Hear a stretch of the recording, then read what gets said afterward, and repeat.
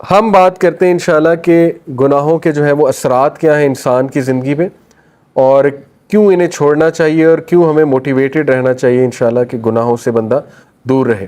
سب سے پہلی بات تو یہ سمجھ لیں، دیکھیں کہ گناہ کی نیچر ہی ایسی ہے کہ وہ آپ کو نقصان دے گا۔ یہ اس لیے نہیں ہے کہ اللہ آپ کو پنش کر رہا ہے، اللہ تو انسان کو پنش کرنا چاہتا ہی نہیں۔ قرآن میں ہے، سورہ نساء میں اللہ کہتے ہیں اللہ تمہیں پنش کر کے کیا کرے گا اگر تم اللہ کے ماننے والے اور اللہ سے استغفار کرتے ہو، اللہ کا شکر کرتے ہو۔ اصل میں تو انسان خود پنش کرتا ہے اپنے آپ کو۔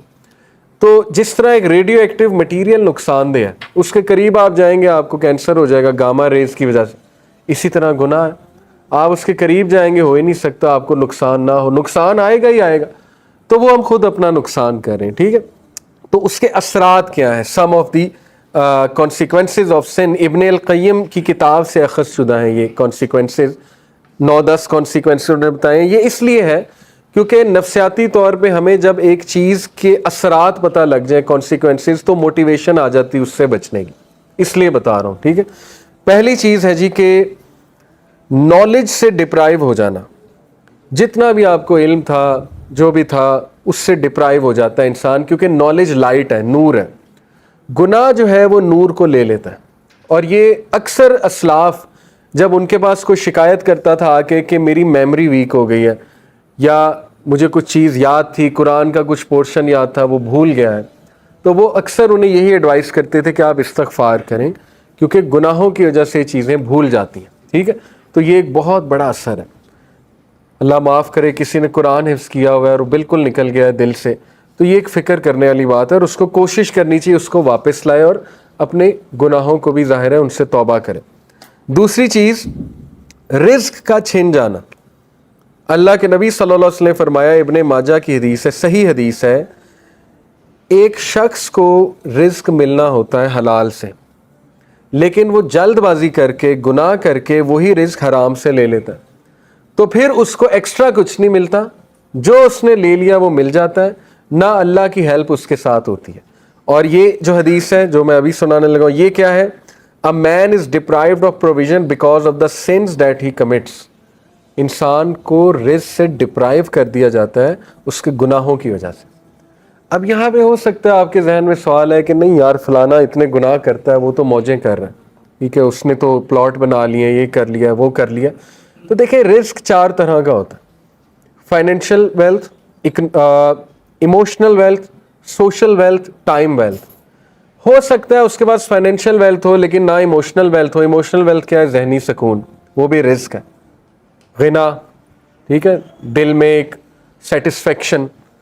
اسی طرح ایموشنل ویلتھ میں ہے جذبات پہ کنٹرول، اینگر مینجمنٹ اچھی، اخلاق اچھا، یہ ایموشنل ویلتھ ہے۔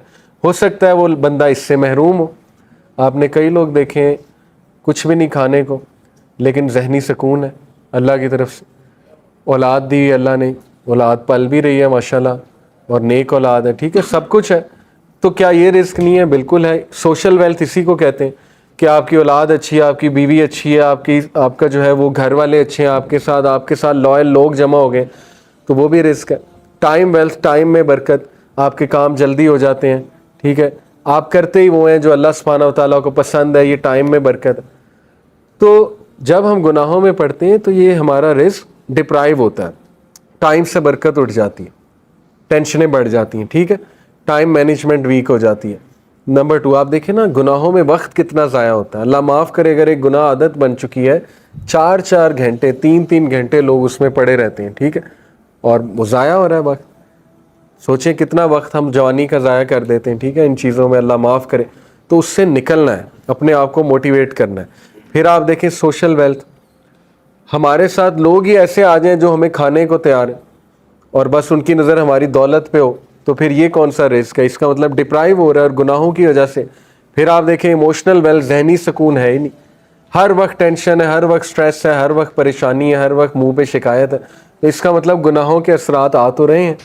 تو اس لیے گناہوں کے اثرات رزق کی تنگی سے آتے ہیں، ٹھیک ہے۔ رزق کبھی اللہ بڑھا کے دیتا ہے، کبھی گھٹا کے دیتا ہے، اوور آل رزق تو لکھا ہوا ہے، لیکن یہ اللہ کی ڈسٹریبیوشن ہے۔ اللہ اپنے بندوں کو چیک کرنے کے لیے کبھی زیادہ دے دیتا ہے اس کوانٹٹی میں سے، کبھی کم کر دیتا ہے، جب وہ دوبارہ استغفار کرتے ہیں پھر بڑھا دیتا ہے، ٹھیک ہے۔ یہ اللہ بادشاہ ہے، اللہ جیسے چاہے کر سکتا ہے۔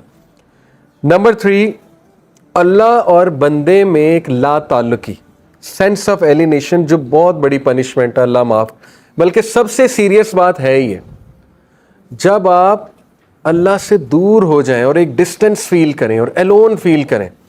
दुनिया की सबसे बड़ी लोनलीनेस, सबसे बड़ी तन्हाई अल्लाह से दूरी, ठीक है। तो गुनाह उस डिस्टेंस को इंक्रीज करते हैं, क्योंकि देखें ना, इंसान अल्लाह माफ़ करे अब गुनाहों में होता है तो अल्लाह, जाहिर है फरिश्ते उसके इर्द गिर्द नहीं होते, फरिश्ते भी उठ जाते हैं उस जगह से, रहमत नहीं होती अल्लाह की, लेकिन उम्मीद होती है, उम्मीद बहुत है।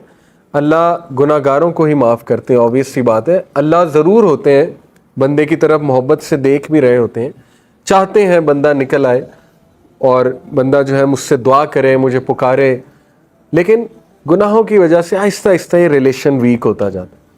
वीकनेस यहाँ तक आ जाती है कि एक बंदा ना मायूस हो जाता है, कहता है यार क्या अल्लाह से मदद मांगूं, मैं तो बहुत ही एक्स्ट्रा कर चुका हूँ काम, इसराफ कर चुका हूँ गुनाहों के, अब क्या मैंने अल्लाह से बात करनी, ठीक है। तो फिर बंदा गिव अप कर देता है, गिव अप करके वो मज़ीद गुनाहों की तरफ चला जाता है।